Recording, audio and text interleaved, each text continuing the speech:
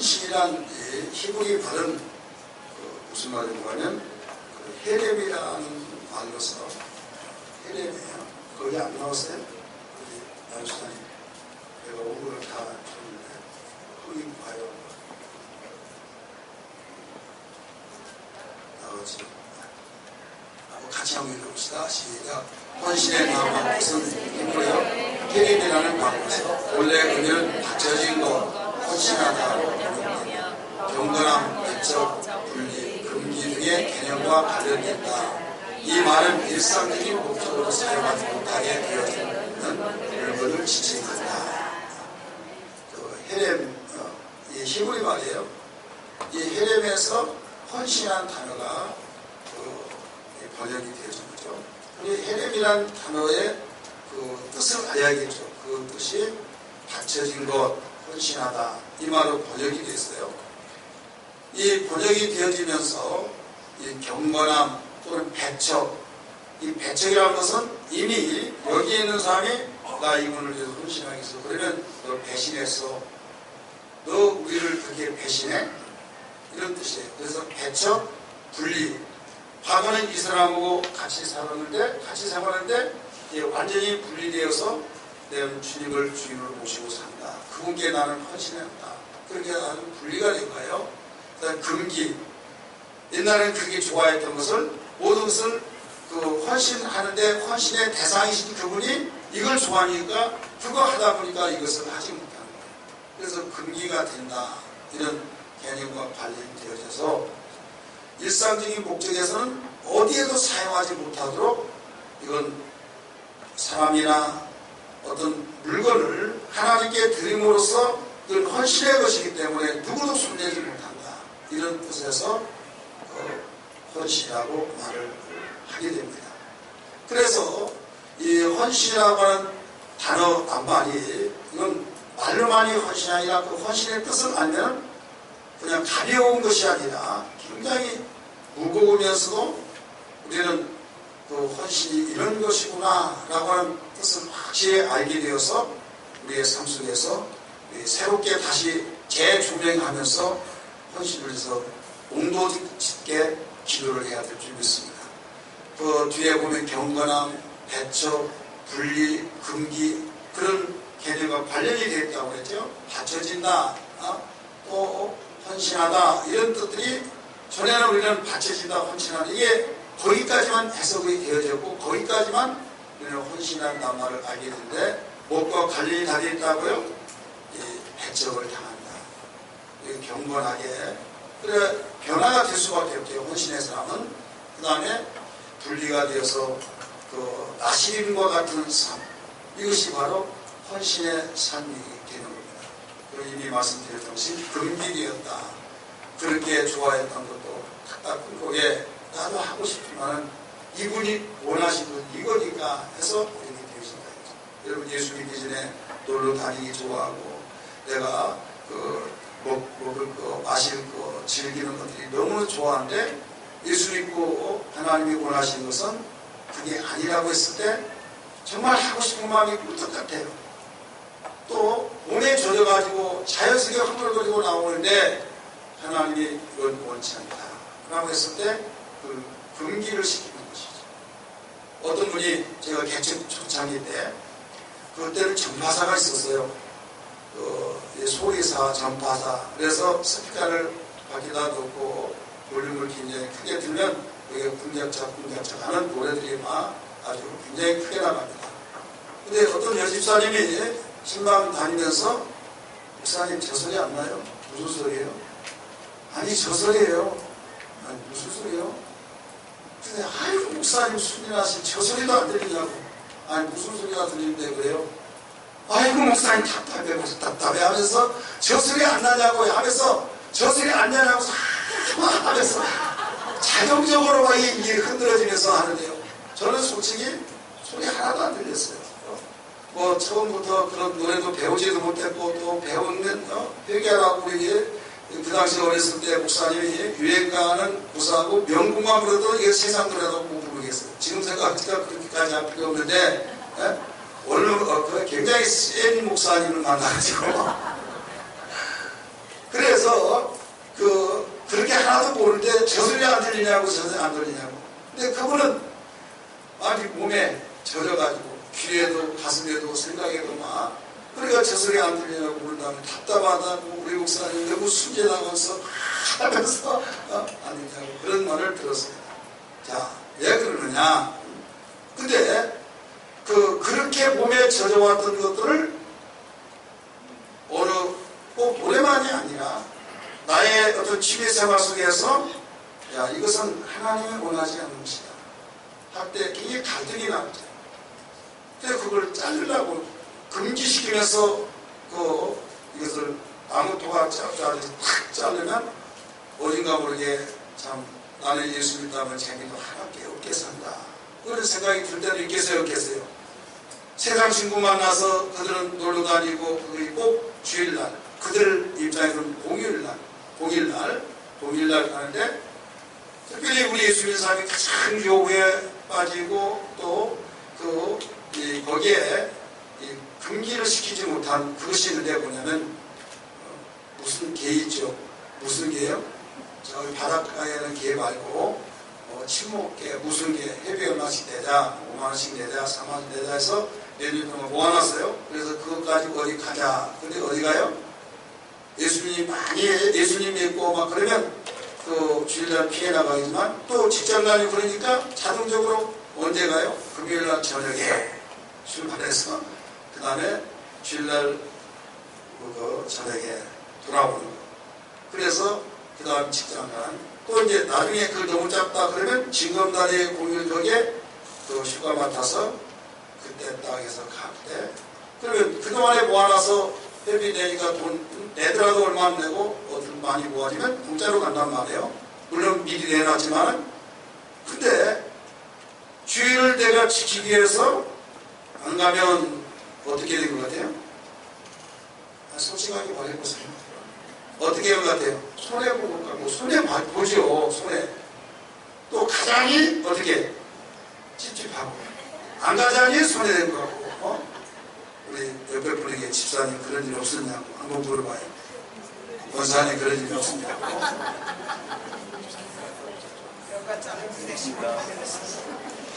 굉장히 가자니 편하지 않고 안 가자니 손해된 것 같고 그래서 그래도 목사님한테 말하면 가야지 않냐고 나중에 어찌 않냐면 어디 갔어요? 아니 제일 나중에 하는데 어디 갔대요? 그런 일이 근데 이것을 그래도 마음에 바꿔주십시오 하면서 기록한 사람은 그래도 살아있는 사람이에요. 그런데 당연한 걸로 생각해버린 사람 이런 사람이 있어요. 이것은 우리가 육의 눈으로 볼 때는 당연한 거죠. 육의 눈으로 볼 때는 이걸 가지고 뭘 찝찝하냐 이건 당연한 거지. 이것은 헌신이 아닙니다. 헌신을 금기하는 거예요.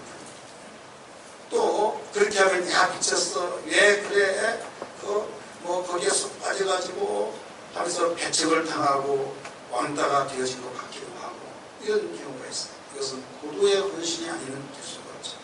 그래서 헌신이 그렇게 쉬운 단어가 아니라 무거운 단어입니다.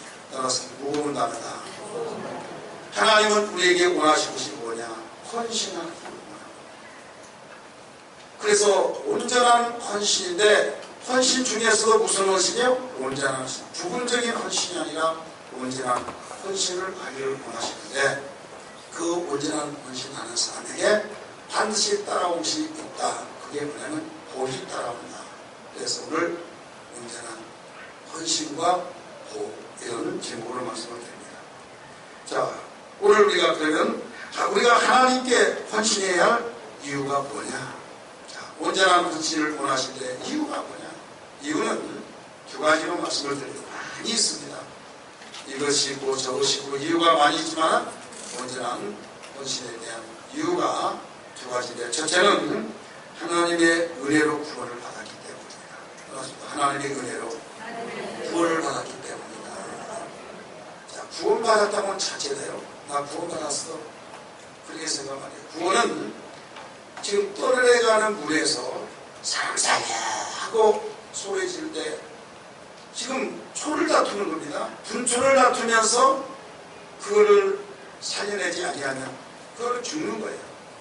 장마철에 물에 둥둥둥 떠내려갈 때 저는 섬진강 상류에서 살았는데 그 상류에서 더 위에서 비가 많이 오면 물이 막 엄청나게 들어오고 이때 우리 집에 있는 그 강에서는 햇빛이 쨍쨍 나는데도 위에서 비가 많이 오면 막 거기에 큰 통나무가 떠내려오고 수박이 떠내려오고 그 다음에 돼지가 막 둥둥둥 떠내려오고 닭도 떠내려오고 막 그런데 거기에 누구도 떠내려오냐 사람도 떠내려오냐 사람 살려 사람 살려 그럴 때 발만 동동동 부는 사람이 있고 어떤 사람은 거기에 비가 많이 오는 그것에 항상 공무원도 아닌데도 불구하고 그 밧줄을 다 준비해 놓고 있어요.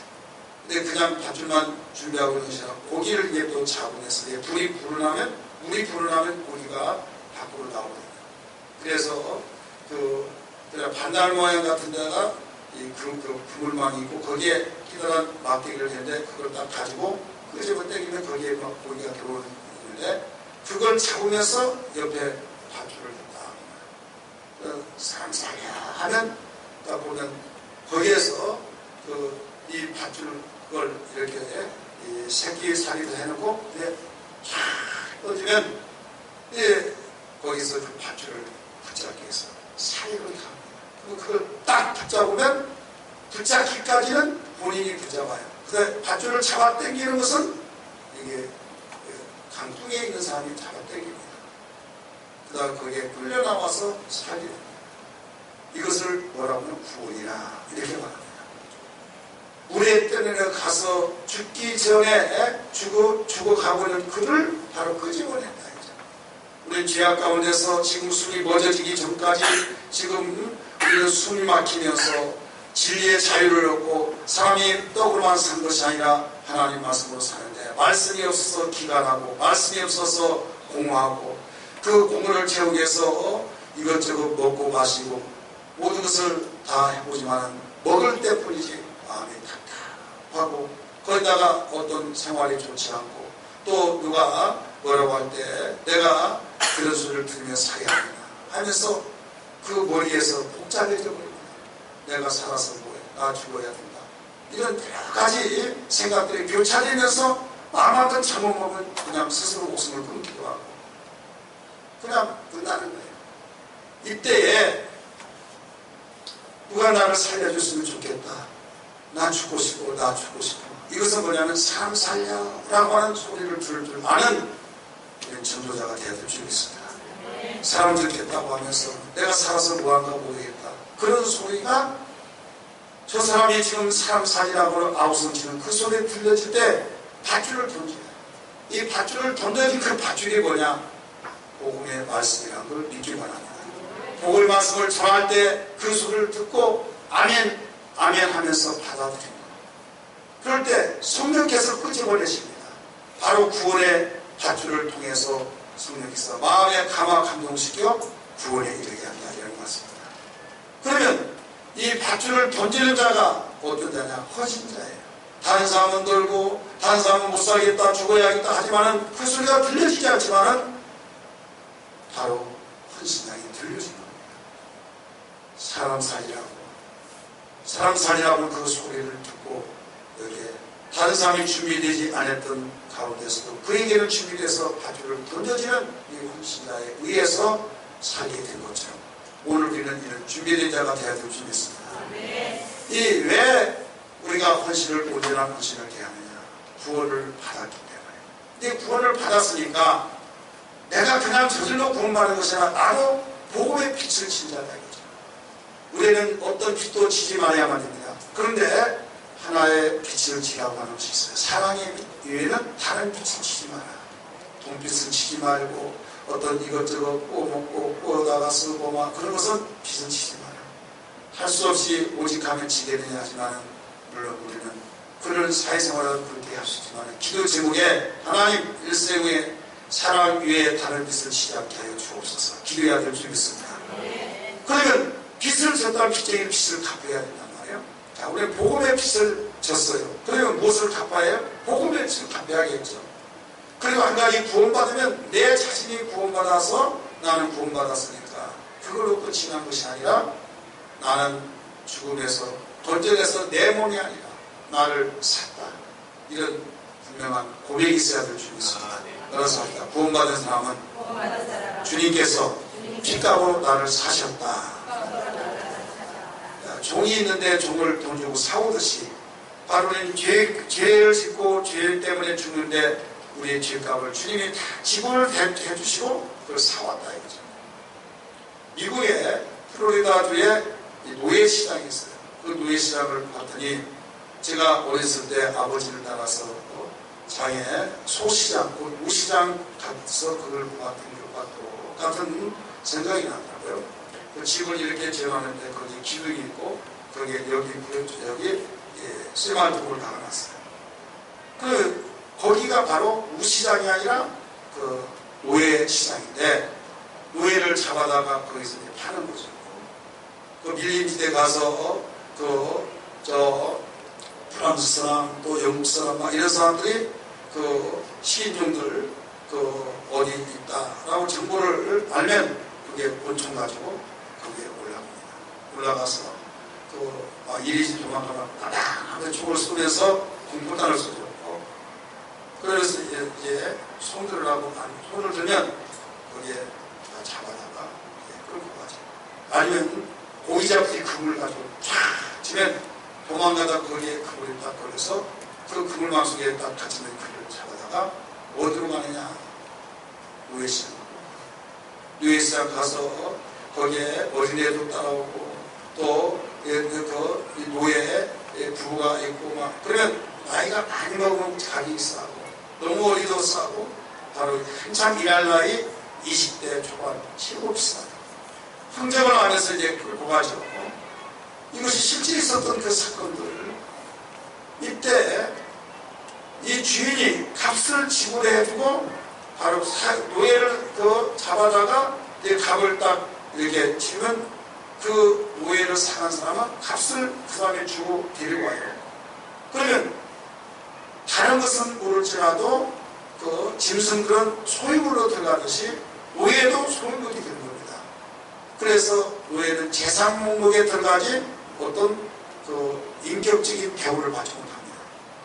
그래서 이 노예는 그렇게 키우면서 병이 들더라도 인력의 손실이 있을까봐 치료해준 것도 바로 그런 목적에서 치료해줍니다. 이제 짐승을 키울 때 새끼를 나게 해서 번식하게 만들어서 더 증가시키듯이 노예를 남종을 사오고 여종을 사오고 사와서 이제 둘이 합방을 시켜서 이제 아기를 낳으면 거기 또 노예가 돼요. 그래 종이 아들 낳으면 딸을 낳든 그 자식 낳으면 그 이유 없이 부모 잘못 만났다고 하는 그것 때문에 노예가 됩니다. 그렇기 때문에 너는 내가 샀으니까 내 것이다 이거예요. 자, 왜 이런 내용을 거창하게 하느냐? 우리가 구원받았다는 사실을 어떻게 알아야 하느냐? 예수의 피값으로 샀다 이 말이에요. 따라서 예수의 피값으로 나를 사셨다. 예수의 피값으로 샀기 때문에 너는 네 마음대로 사는 자가 아니다. 종이 오직 주인에 의해서 주인 분명히 종의 생각이 있고 의지가 있고 마음 감정이 있지만은 그거 다 묵사시켜버립니다. 묵사시키고 너는 내 것이기 때문에 내 의지와 내 생각과 내 마음에 의해서 너는 움직여야 된다 이거예요. 그러니까 노예가 된 이상 자기 의지는 없습니다. 자기 생각도 없습니다. 오직 주인의 의지만 있다는 걸 알아야 될 줄 믿게 됩니다. 여러분 우리 헌신이라고 하는 단어를 알려면 이 노예를 알아요. 핏값으로 사왔다는 거죠. 노예가 바로 값을 쓸 지불하고 사오듯이 하나님께서 당신의 아들의 그 핏값으로 우리를 바로 사서 구원을 받았다 이거죠. 그래서 고린도전서 6장 19절 20절의 말씀 보면 그 사건이 여기서 소개되고 있습니다. 같이 한번 읽으실까요? 시작. 너희 몸은 너희가 하나님께로부터 받은 바 너희 가운데 계신 성령의 존재를 알아야 합니다. 너희는 너희 자신의 것이 아니라. 자, 내가 나죠. 내가 난데 내가 나가 아니라는 걸 가르쳐 준 거예요. 너희는 너희 자신의 것이 아니라. 예, 20절 시작. 값으로 산 것이 되었으니 그런즉 너희 몸으로 하나님께 영광을 받으라. 내가 너희를 핏값으로 샀다. 사서 내 것이 되었으니 너희는 그러므로 어떻게 사야 하느냐? 너희 몸으로 하나님께 영광을 돌리라. 헌신을 하라. 이 말씀이에요. 그런데 우리는 헌신해야 할 이유가 어디냐? 여기에 있는 거예요. 은혜로 구원을 받았기 때문에. 믿으시기 바랍니다. 예수 믿고 구원받은 사람은 모두 헌신해야 할 사명이 있는 걸 믿기 바랍니다. 종이 귀히 여김을 받고 사랑성을 받고 종이 주인에게 귀하게 여기려면 주인에게 헌신을 잘하는 그 종은 주인에게 귀히 여김을 받듯이, 여러분 오늘날 우리에게도 똑같습니다. 하나님께로부터 귀히 여김을 받고 하나님의 사랑성을 받고 종이 병들었을 때 고쳐주고 치료해주려고 하는 그 종은 누구겠습니까? 반항하고 기회만 있으면 도망가려고, 기회만 있으면 주인을 역으로 죽이려고 하고, 그러면 이건 그가 병들어서 있을 때 그를 고쳐줘야 하나 말아야 하나, 이 길로 그냥 포기할 것인가 생각이 되겠습니까? 안 되겠습니까? 되죠. 그러나 충성스러운 종이라고 한다면 어떻게 해서라도 살려야 된다, 그런 마음이 있는 것이 사람의 심령인 거죠. 하나님께서 당신을 향해서 헌신하는 그 사람에게 하나님께서는 깊은 각별한 신경을 쓰시고 계신 것을 알아야 될 줄 믿기 바랍니다. 두 번째, 온전한 헌신을 해야 할 이유가 뭐냐? 온전한 헌신을 해야 할 이유는 하나님이 기뻐하신 뜻이기 때문입니다. 따라서 하나님이 기뻐하신 뜻이기 때문이다. 오늘 본문 말씀 로마서 12장 1절 같이 읽습니다. 시작. 그러므로 형제들아, 내가 하나님의 모든 자비하심으로 너희를 권하니 너희 몸을 하나님이 뭐라고 했어요? 기뻐하시는 거룩한 산제물로 드리라. 이렇게 나옵니다. 하나님이 기뻐하시는 거룩한 산제물로 드리라. 자, 하나님이 온전하신 뜻을, 온전한 헌신을 하기를 원하시는 그 이유, 두 번째가 하나님의 기뻐하신 뜻입니다. 헌신을 하나님이 기쁘게 받으시고 헌신을 요구하시고, 헌신이라고 하는 두 글자만 나오면 하나님은 기뻐하신다. 농부가 씨를 뿌리고 가꾸고 또 어떤 병들었을 때 거기에 농약을 치고 거름을 주고, 뭐 때문에 그렇습니까? 열매. 하나님 우리에게 구원해 주시고 또 우리에게 찬송도 원하시고, 더 나아가서 말씀을 은혜 받기를 원하고, 더 나아가서 성경을 읽게 하고 여러 가지 모두 하라 하지 말라 하신 이유는 열매 맺기 위해서, 궁극적으로 우선 헌신 때문에 그렇습니다. 이 헌신을 통해서 하나님의 영광을 받으십니다. 너희가 그 하나님께 영광을 돌리라. 우리 고린도서 6장 20절에 가르쳐 주시잖아요. 핏값으로 산 자기 때문에 너희가 하나님께 영광을 돌리라, 헌신을 드리라, 이거예요. 하나님이 기뻐하신 뜻은 헌신에 있는 거예요. 농부가 씨를 뿌릴 때 씨가 납니다. 얼마나 기뻐하겠습니까? 이야, 씨 다 잘났다. 기뻐합니다. 저는 농부의 아들로서 우리 아버지, 어머니 씨를 뿌리고 난 뒤에 며칠 뒤에 곡식밭에 갔다 와서 묵기도 하고 거기에서 아니고 얼굴을 볼 때 심상이 있지 않는 그런 모습을 하는 때 두 가지입니다. 싹이 오죽선 쫙 올라왔을 때 너무 싹이 나가면요 흐뭇해하시는 모습. 그러나 군데군데 나면서 싹이 나오지 않으면 울상이. 예, 싹이 잘 나야 잘한다. 드문드문 1m, 2m 그런 정도 났으니 이게 씨가 뿌려진 것이 낫다고 볼 수가 없거든요. 그래, 이걸 어떻게 하냐? 이걸 밭을 묵혀둘 수도 없고, 또 그걸 다시 씨를 뿌리면 이미 늙기도 하고, 그러니까 어떻게 할까라고 하다가 잠을 자지 못한 가운데 나중에 이 집 저 집 돌아다니면서, 지금 같은 전화했으면 전화 다 하겠죠. 이 집 돌아다니면서 꾀모종이 있다면 꾀모종 남았다 보면 그거 나중 달라고, 그래 시간 났다고 이 집 저 집 가서 다 와다가 그걸 갖다가 다 모아서 방들에 이고 밭으로 갑니다. 그게 모종을 잘 합니다.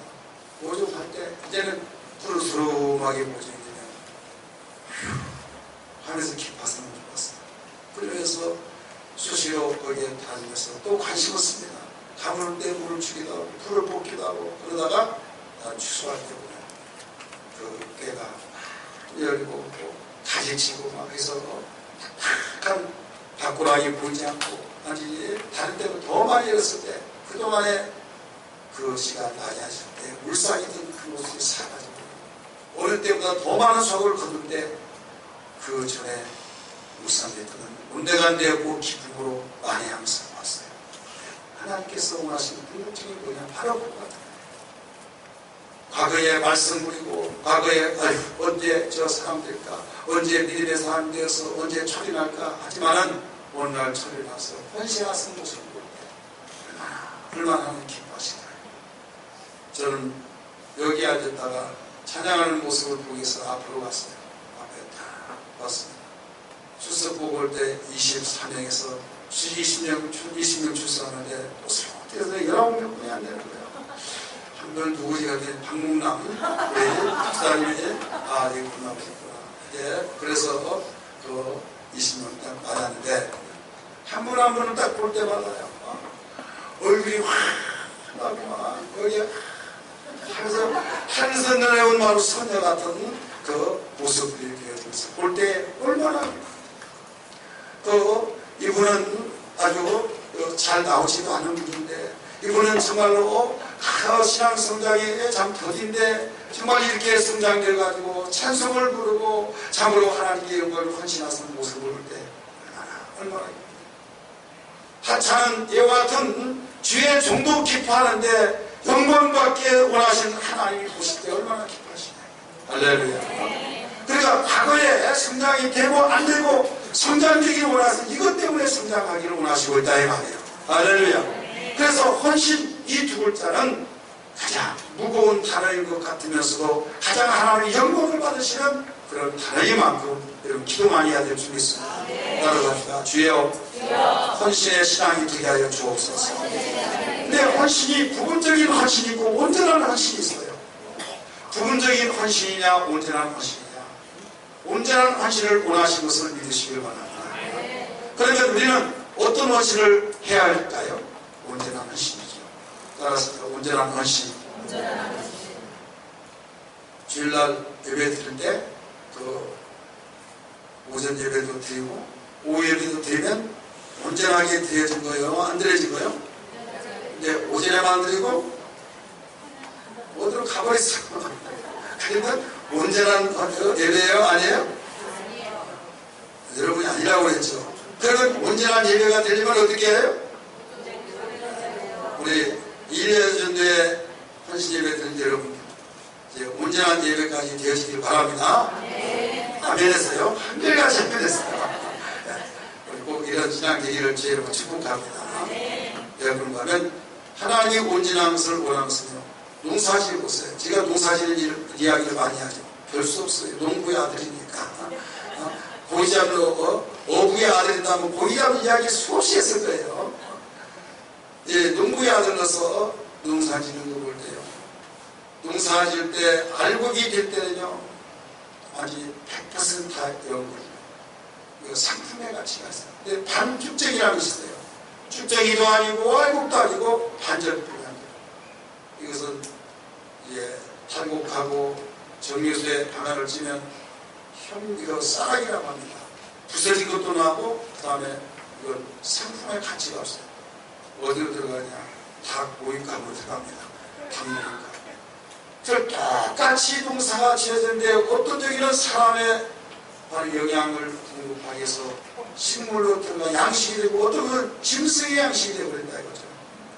온전하지 못하면 바로 그래서 이왕이면 곡식이 알곡이 되어지듯이 이왕이면 우리가 하나님께 영광을 돌릴 때 온전한 헌신이 되어서 하나님의 대하는 하나님이 생사하고 주관하신 분이라는 걸 믿으시면 아멘하시기 바랍니다. 하나님이 행복의 주인공이신 것을 믿으시면 아멘하십시오.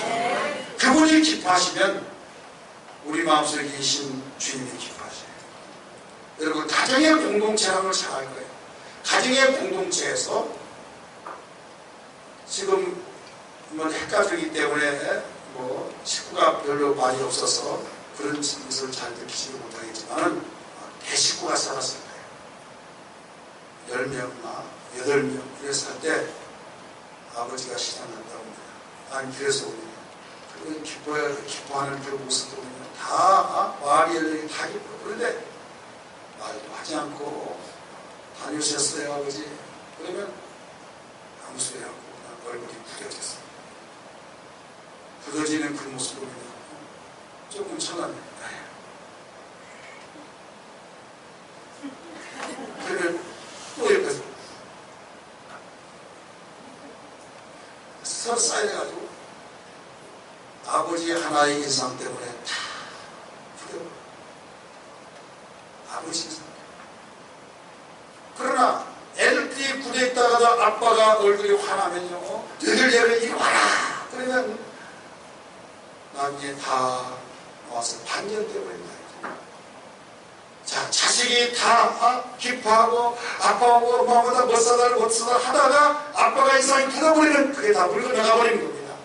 근데 반대로 자녀들이 발을 뒤숭숭숭 하는데 부모가 기쁘면 야 어디 가자 하고 반전을 시켜버린다는 걸 느끼기 바랍니다.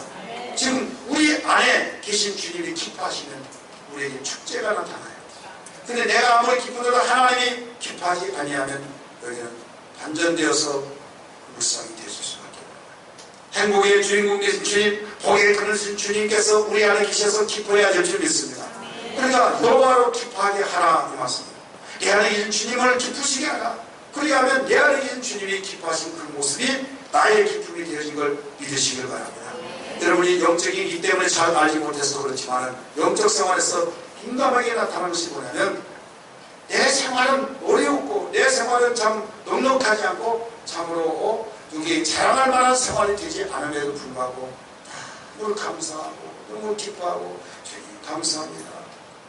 고맙고 감사하다는 그 말이 계속 연달아나고 너무 행복하다고 그 생각 속에서 천사도 부럽지 않고 어떤 누가 부럽다면 그 사람 부럽지 않을 정도로 너무 마음이 편안하다.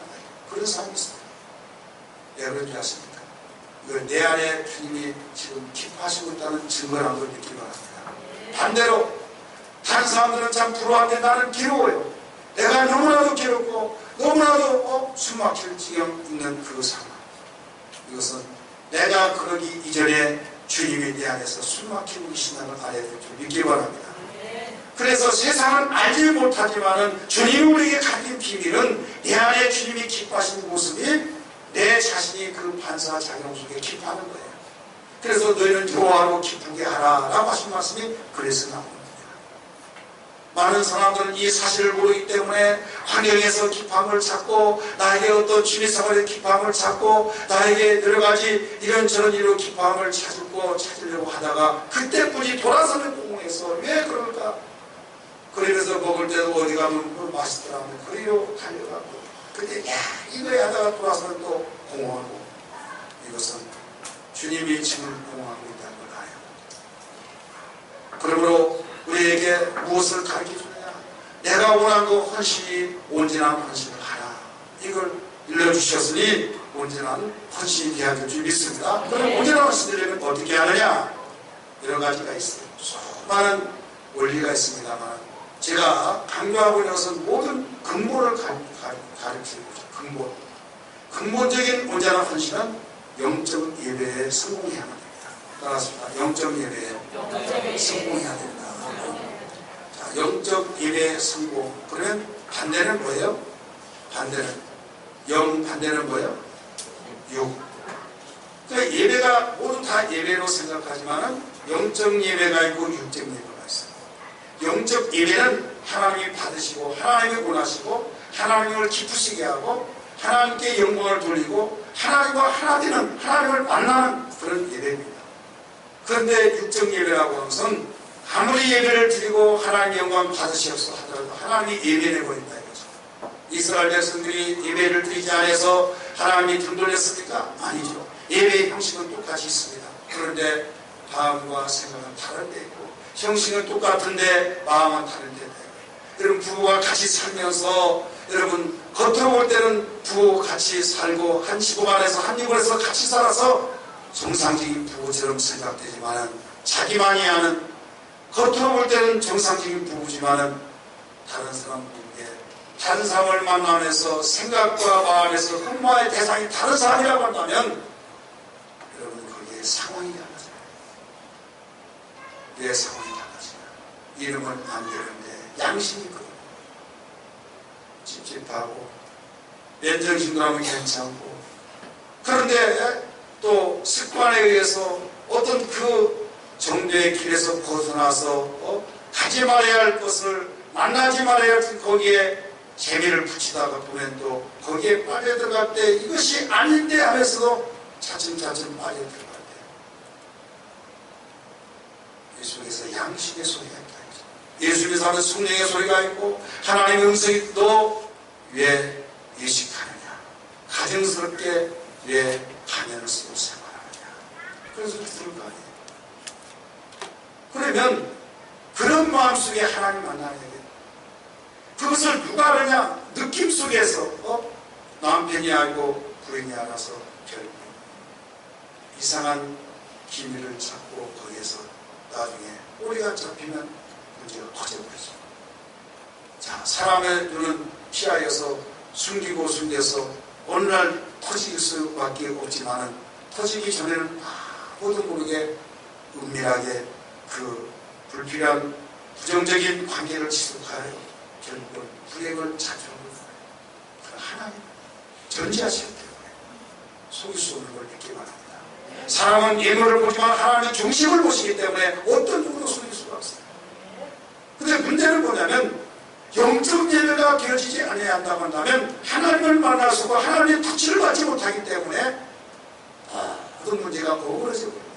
기초가 든든하지 못하고 집을 든든하게 세우려 나갈 수 없이 집이 지어졌다 할지라도 기초가 든든하지 못하면 풍년이 위협이 있듯이 여러분 우리에게 영적 예배가 기초가 되지 아니하고 온전한 예배가 될 수 없어 우리의 신앙이 붕괴되고 결국 신앙이 붕괴되고 범사의 생활 우리의 삶의 모든 터전까지 붕괴된다는 걸 알아야 될 수 있기 바랍니다. 그래서 1절에서 뭐라고 했습니까? 우리 같이 한번 다시 읽을까요? 시작. 그러므로 형제들아 내가 하나님의 모든 차리하시도록 너희를 권하노니 너희 몸을 하나님이 기뻐하시는 그러한 산 제물로 드리라. 이는 뭐라고 했어요? 너희가 드릴 영적 예배니라. 따라서 영적 예배니라. 영적 예배. 하나님께 몸을 동원시켜서 예배를 드립니다. 이렇게 교회 와서 예배 드립니다. 우리 몸에는 마음이 있습니다. 영혼이 있습니다. 육체는 영혼을 담는 그릇으로서 영혼은 하나님을 교제하고 하나님을 만나는 곳이기 때문에 우리가 이곳에 와서 예배는 뭡니까? 하나님 만나는 시간이에요. 따라서 하나님 만나는 시간이다. 하나님 만나는 시간에 하나님을 만나지 못하면 영적 예배가 될 수가 없어요. 그래서 우리가 온전한 헌신을 위해서 근본적으로 갖춰져야 할 것이 뭐냐면 영적 예배에 성공시켜야 됩니다. 우리는 몸만 심부름만 하는 것이 아니라 중심을 깨뜨려 보신 하나님께서 보실 때 마음을 다하고 성품을 다하고 뜻을 다하여 주 하나님을 사랑하라고 말씀하신 것처럼 영적 예배가 성공돼야 될 줄 믿습니다. 영적 예배가 되어지기를 원하시면 아멘 하십시오. 그러려면 예수님이 친히 가르쳐 주셨어요. 우리는 육체입니다. 주님은 하나님은 영이십니다. 영과 육은 하나가 될 수 없어요. 그래서 하나님은 우리에게 육체를 공통분모를 갖게서 육체로 오셨어요. 우리는 하나님의 공통을 가지고 공유하기 위해서 영으로 돌아가는 겁니다. 이 눈높이를 맞춘 거예요. 하나님은 육체로 오시고 우리는 영적으로 돌아가고 그래서 이 빠짐없는 예배예요. 그래서 육체를 가지고 이 세상에 오신 주님의 음성을 듣고 우리는 분명히 주 앞에 예배드리지만은 영과 진리로 예배해야 된다는 것을 이제서는 아니 될 줄 믿기 바랍니다. 예수님 수가성 여인을 만나서 예배에 대해서 잘 가르쳐준 요한복음 4장 23절 24절 같이 읽을까요? 요한복음 4장 23, 24 시작. 아버지께 참되게 예배할 자들은 영과 진리로 예배할 때가 오나니 곧 이때라. 아버지께서는 자기에게 이렇게 예배할 자들을 찾으시리라. 24절 시작.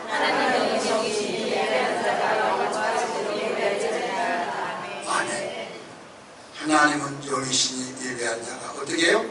영과 진리로 예배하시니라. 그래, 영과 진리로 예배하기 때문에 반드시 우리가 영적으로 돌아가지 않아요. 오직 영이신 하나님을 만나야만 됩니다. 할렐루야. 근데 영이신 하나님은 눈에 보이지 않잖아요.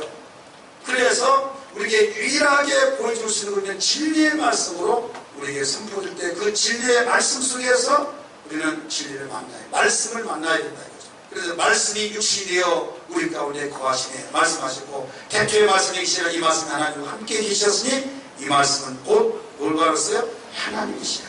따라서 이 말씀은 곧 하나님이시라. 다 읽어버렸어요? 암송 맞을 때 굉장히 힘들었죠. 이 순서지를 보니까 호명하실 때 성경 구절 한 구절씩 이어서 헌신하여 주세요 라고 써서 처음에는 성경 구절 외우시고 헌신이야 이렇게 생각을 했어요. 그런데 나중에 생각해 보니까 그래 하고 돌아왔을 때가 무슨 말 했지? 글을 입장에서 성경 구절 한 구절 읽은 것은 또 읽고 또 읽고 또 읽고 또 읽고 또 읽고 또 읽고 또 읽고 또 읽고 또 읽고 같아. 이게 헌신이 아니면 안 되네요. 그래서 이 성경 구절 읽는 것도 헌신이다. 이 말이 실감나요. 자, 이렇게 이 말씀이 하나님인데 여러분이 설교를 들을 때 말씀을 잘 들으려고 하세요. 요한복음 14장 10절의 말씀이니까 성령은 진리의 영이라고 했습니다. 따라서 성령은 진리의 영이다. 그러니까 하나님 말씀을 들을 때 다른 생각이 여기에 들어와서는 안 됩니다. 내 마음과 내 생각에 오직 지금 주의 종이 선포되는 말씀이 내 머리를 통해서 마음에 심어져야 될 줄 믿습니다. 우리 마음을 밭이라고 하잖아요. 좋은 밭이 되기 위해서 씨 뿌리는 비유를 가르치려 했잖아요. 그러니까 이 씨는 땅에 떨어져서 싹이 나지만은 하나님의 말씀은 가슴속에 심어질 때만이 싹이 난다는 걸 믿기 바랍니다. 싹이 나야 자라서 열매를 맺지 않습니까? 그런데 여기에 씨가 떨어지지 않으면 뭐가 떨어지겠네요. 신기하게도 곡식밭에 씨를 뿌리지 않은 가라지 풀이 납니다. 여러분, 우리에게 씨를 뿌려서 씨가 싹이 나기를 고대 기다린 농부의 마음을 실망시켜주면서 씨가 나지 않을 때가 있어요. 새가 와서 먹어버려서 나지 않을 때가 있습니다. 마찬가지로 하나님께서 원하시는 우리 마음밭에 하나님의 말씀이 떨어져서 자라기를 원하고 씨가 떨어져서 모두 열매 맺기를 원하셔서 가장 1단계 싹이 나기를 원하는데도 불구하고 싹이 나지 않습니다. 그런데 신기하게도 씨를 뿌리지도 않았는데 가라지가 나요. 뿌려지지 않은데 여러분 작품이 나온다. 이 작품이 뭡니까? 육신의 생각. 내가 지금 바로 예를 끝나고 빨리 가서 누구 만나고 뭔 만나고 이거 하고 저거 하고 막 이런 생각으로 가득 채워져 버려요. 어떤 시간에요? 어떤 시간에? 설교 시간에. 잘 나온다고 그러는데 이걸 검색하고 저기 하다 보니까 설교가 무슨 들리고 있어요. 안 들리고 어떤 떨리고 하니까 막 하니까 싹 나가가지고 막 그러면 무슨 마음 같아요, 여러분? 말씀의 시간 들으시니까. 헌신도요, 지금 근본적이고 가장 기초적인 것을 헌신하라고 했어요. 그 헌신이 영적 예배 성공시켜야 된다. 할렐루야. 영적 예배. 이것만 되면 그 다음 쉬웠습니다. 씨를 뿌리면 잘하게 돼 있어요. 시가 나면 풀만 매주고 거기에 어느 일정한 기간만 딱 지나면 그 곡식이 땅을 정복해버리면 풀이 힘을 쓰지 못합니다. 이러시기 바랍니다. 우리가 신앙생활 속에서 하나님 뜻대로 살기 위해서 몸을 주고 심속인데 마귀의 역사가 얼마나 강하고 귀신의 역사가 얼마나 우리를 힘들게 만들지 몰라요. 그러나 이것을 작품로 생각하고 뽑아내고 그 뽑아내듯이 예수의 명하나니 귀신아 떠나라, 예수의 명하나니 사단아 물러갈지어다 하면서 꼬집고 명령하고 쫓고 단결시키고 그렇게 몇 번씩 하다 보면 내 신앙이 자라면서 내 마음속에 진리로 무장되어지고 뿌리를 내려서 원수와 강망이 있어봤자 있을 곳이 아니라고 해서 도망가버리고 있어야 할 이유를 내가 모르겠다. 떠나버린 걸 믿기 바랍니다. 그러기 전까지는 뭐가 잘해야 된다? 말씀이 잘해야 된다. 진리가 잘해야 된다. 진리가 잘하면 떨어져야 된다. 그러기 위해서는 하나님의 진리의 말씀이 나에게 뿌려져야 됩니다. 그래서 영과 진리로 예배할 때가 오나니 곧 이때라. 하나님께서는 영과 진리로 예배할 때를 찾으신다라고 말씀해 그걸 믿기 바랍니다. 그래서 아무도 모르지만 하나님 중심을 보시기 때문에 김 집사가, 박 집사가, 박 권사가, 이게 박 권사님이 없어요. 네? 네, 죄송해요. 이렇게 바로 착각을 많이 해요. 그래서 이 권사, 저 권사님들이 있는데 바로 거기에서 말씀의 씨가 떨어지는데 안 떨어지는데 아무도 모르지만 누구만이 알아요? 하나님만이 알아요. 내가. 그래서 하나님의 감찰을 쫙 하실 때 여러분 오직 다른 기도보다도 그 기도를 먼저 해야 될 줄 믿습니다. 그 기도 언제부터 하셔야 해요? 일주일 내내 하는 거예요. 일주일 내내 고사하고 나는 한 번도 못했습니다. 그럼 집사람도 금일날부터 해. 언제부터요? 집에서부터 말고 교회 나와가지고 기도하고 캐닝을 참석해가지고 불고치만 되고 안 오자니 힘들고 우자니 힘들고 안 오자니 찝찝하고 여러분 그렇게 생각하십니까? 여러분 금일날 다 와서 주님 내일 모레는 예배를 또 성공시키게 도와주옵소서. 그래서 주님 기도하고 부득불 나오지 못한 상황이 있다고 너는 여러분 집에서 시간 다 정해놓고 성경 읽고 기도하고 하나님 예배를 성공시키게 하여 주옵소서. 영과 진리로 예배하게 도와주옵소서. 그래야만 하나님이 원하시는 온전한 헌신할 수 있사오니 이렇게 되게 하여 주옵소서. 이런 시간이 되어야 될 줄 믿습니다. 할렐루야. 믿으시길 바랍니다. 주님 뜻대로 살기로 했네. 주님 뜻대로 살기로 했네. 주님 뜻대로 살기로 했네. 기도라서 함께 이 세상 사람 난 몰라줘. 이 세상 사람 난 몰라줘도 이 세상 사람 난 몰라줘. 뒤돌아서 뒤안세지 세상 등지고 십자가고 세상 등지고 십자가고 내 세상 등지고 십자가고 뒤돌아서 뒤안겠네. 아멘. 두 번째는 온전한 헌신하려면 어떻게 하느냐? 전심으로 헌신하는 거예요. 따라서 전심으로 헌신한다. 2절 말씀 같이 볼까요? 시작. 너희는 그리스도를 받지 말고 오직 마음을 새롭게 하고 변화를 받아 하나님의 선하시고 기뻐하시고 온전하신 뜻이 무엇인지 분별하도록 하라. 아멘. 여기 이 세대를 본받지 말고 주를 지신 거랍니다. 이 세대를 본받지 말고 분가를 지세요. 온전한 헌신의 방해거리가 뭐냐면 세대를 본받는 거예요. 이 세대는 어떤 세대입니까? 악하고 음란한 세대입니다. 그렇습니다. 악하고 음란한 세대가 우리 성경 말씀 마태복음 16장은 우리 다 찾습니다. 마태복음 16장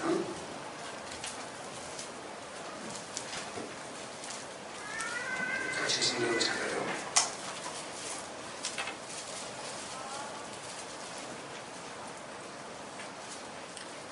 마태복음 16장 4절 말씀 같이 읽습니다. 예수님이 조명하면서 말씀하셨어요.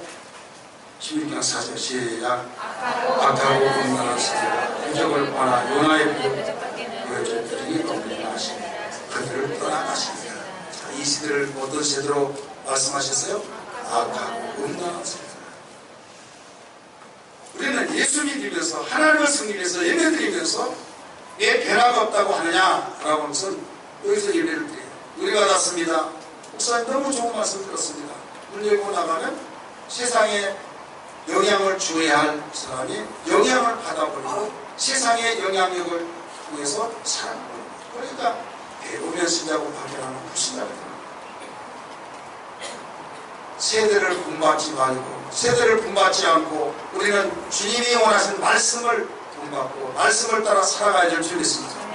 그러면 너희는 세상의 빛이라고 했잖아요. 나는 세상의 빛이다. 주님 말씀하시고 당신을 믿는 사람에게 너희들 쓰는 빛이라고 했어요. 그러면 빛이라고 하는 그 의미를 잘 알았어요. 빛은 어둠을 비춰주는 겁니다.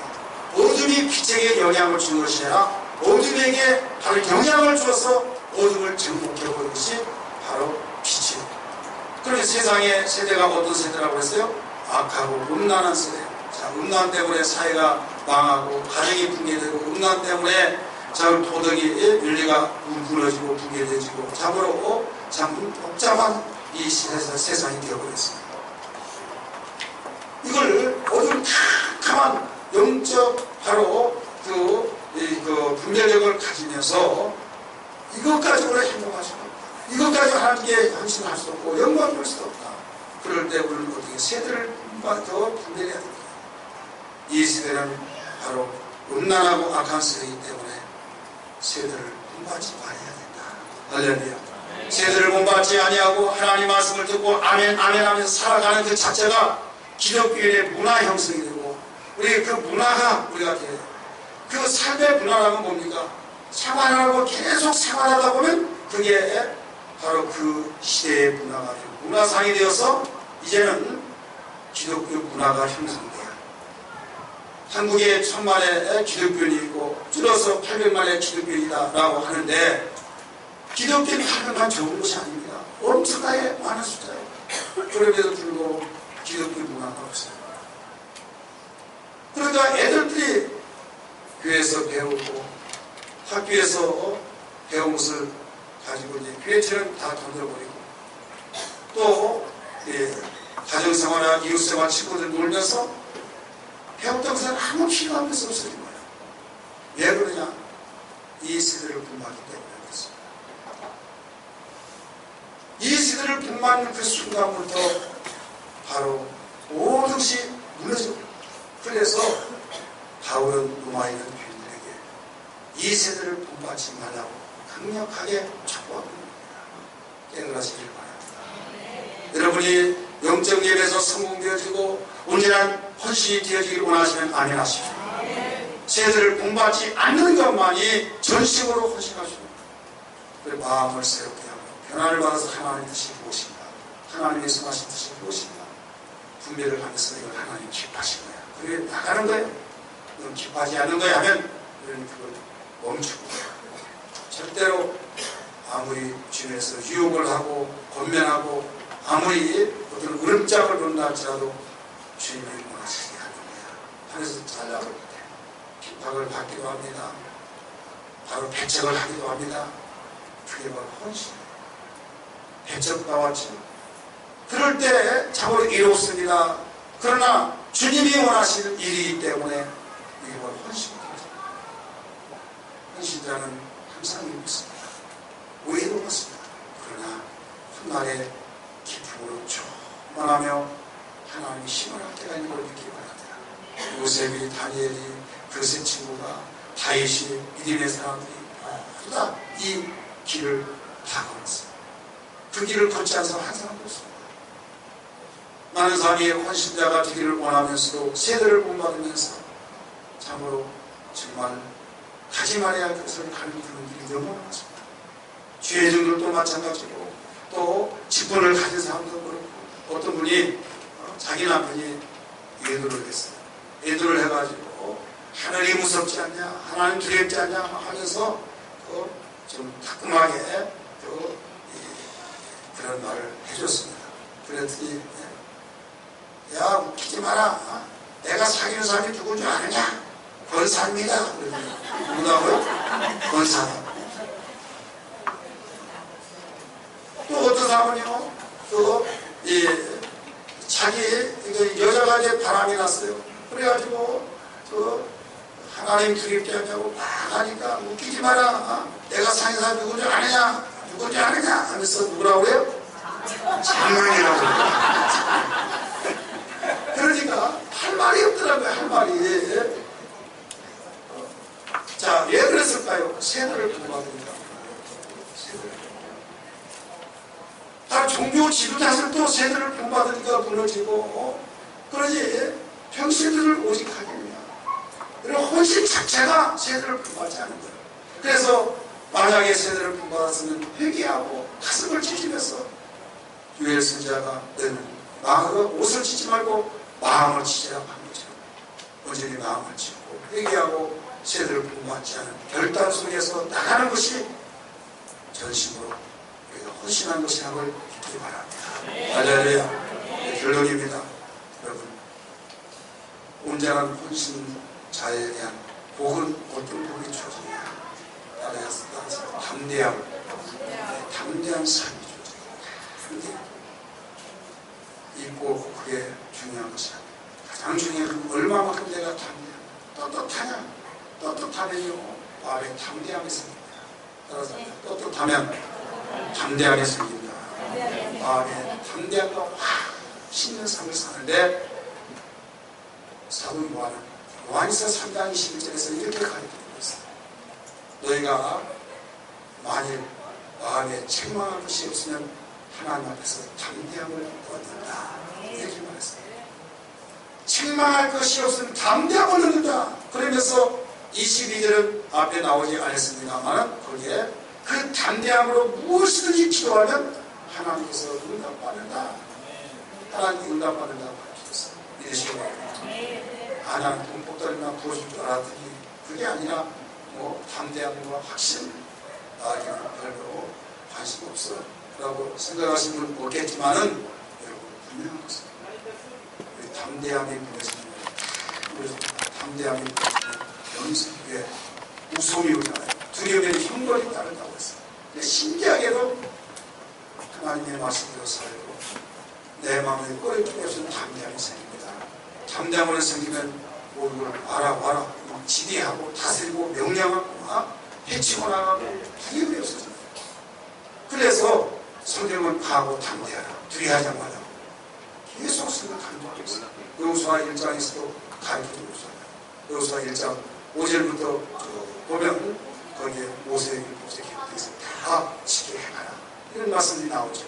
여러분 온전한 헌신자에게 주어진 복이 담대함과 확신의 삶이라는 걸 다시 한번 기억하면서 내가 얼마만큼 담대함이란가 한번 비춰보세요. 두 번째 어떤 복이냐? 영광스러운 복입니다. 따라서 영광스러운 복, 영광스러운 정말 영광스러우신 나의 삶 속에 주어진다. 물질의 풍요와 권력이 있고 여러 가지 정말 많은 사람에게 명예가 있고 명예가 정말 나타나서 참 존경스럽지만 어느 날 그 영광이 불이 꺼져버리고 누추하게 떨어질 낙이 되어지면 어떻게 됐습니까? 근데 하나님께로부터 영광을 돌리면서 그에게 영광을 줄 때 잠언 4장 8절 한번 볼까요? 시작. 그를 높이라 그의 안에 들어가라. 만일 그를 부르면 그가 그를 영화스럽게 하리라. 헌신을 할 때 어떤 자에게 헌신해요? 바로 내가 존경하는 자, 내가 헌신하면서 기뻐하는 자, 하나님을 사랑하고 그분께 전적으로 헌신할 때 바로 여기서 하나님이 그를 높이니까 그도 하나님도 하나님 그를 품어서 주님 말씀에 주옵소서 내가 헌신하겠나이다 라고 할 때 하나님께서 영광을 받으시고 그 영광이 우리에게 바로 반사장에서 나타나는 걸 알아야 될 줄 믿기 바랍니다. 그리고 복을 주시되 라는 출애굽기 그 32장의 말씀 보면 거기에 이런 말씀이 나옵니다. 그 32장 한번 성경 보시기 바랍니다. 29절 시작. 오늘 여호와께 헌신하게 되었느니라. 그가 오늘 내게 복을 내리시리라. 자, 헌신한 자에게 무엇을 내려? 복을 내리시리라. 그래, 복을 주신대. 이래온 네 족속이 우상 숭배하는 백성들을 다 죽일 일에 동참했는데 지난 시간에 제가 말씀드렸어요. 사람 죽이고 헌신했다고 복 주시는 여기에요. 우상 숭배한 자를 하나님께 다 죽이라 했을 때 형제가 형제를 친구를 죽이고 막 이웃을 죽이고 어느 사람 죽이고 시작해 얼마나 힘들겠습니까? 근데 하나님이 그 일을 명령하셨습니다. 정말 이때 헌신하기 위해서 다 나올 사람 나오라고 차 혼자 가서 4집 이때 3,000명 이상을 받았어요. 오늘 너희가 하나님께 헌신하게 되어버리라. 오늘 너희에게 복을 내시라 하면서 복을 주시는데 너희에게 하나님께서 끊임없이 일생의 생애 속에 모두 보장을 하신다는 걸 믿으시길 바랍니다. 할렐루야. 그래서 필요한 모든 것을 세 번째 복을 주시네요. 따라서 필요한 모든 것을 복을 주신다. 우리 성경 시편 우리 110편 말씀입니다. 110편 3절 말씀 같이 봅니다. 10편 3절 시작. 주의 본능이 나되 주의 백성이 거룩한 곳을 즐거이 드시나니 새벽 이슬같이 주의 청년들이 주께 나오느니라. 아멘. 내 힘으로만 살 수 없지. 하나님 밀어주셔야 될 힘이 있습니다. 주의 본능이 나되, 이 본능이 나니 뭐예요? 영적 예배를 성공시킬 때 바로 본능이 있는 걸 믿기 바랍니다. 주의 백성의 거룩한 옷을 입고, 거룩한 옷 입는 것이 뭐예요? 순종, 헌신을 말합니다. 즐거이 헌신하니 새벽 이슬 같은, 형용사 썼습니다. 이슬 같은 주의 청년들이 주께 나오는도다. 자, 주의 노인들이 나온 것이라 누가 나와요? 주의 청년들이 나올. 왜 나옵니까? 도와주려고. 왜 나옵니까? 바로 방해된 자를 다 자르고 하나님께서 철동같이 지키시고 인도하시고 밀어주셔서 평생에 부족함에도 축복하시기 위해서 여기 주의 청년들을 나오게 하신다라고 말씀했어요. 어떤 자에게 나옵니까? 바로 온전한 허신자에게 축복으로 나타나신 것을 가르쳐주고 있습니다. 오늘 제1년 연대 헌신예배를 통해서 우리 이 자리에 참석하는 모든 성도 온전한 헌신자 되기를 주님을 축복합니다. 할렐루야. 기도하겠습니다. 기도할 때 하나님 온전한 헌신자가 되게 하여 주옵소서. 거기에 따른 약속의 복을 발견했사오니 네가 하여 주옵소서. 주님 영적 예배 드리게 하시고 전심으로 드려지게 하여 주시고 주여 예배가 성공되지 아니하면 모든 근본적인 것이 갖춰지지 않기에 무너져 버리고 있사오니 주님 저희를 영적 예배에 성공시킵니다. 세속에 물들지 않게 해달라고 주의 부름에 동서로 기도합니다. 주여 주여 주여 하나님 아버지 감사합니다.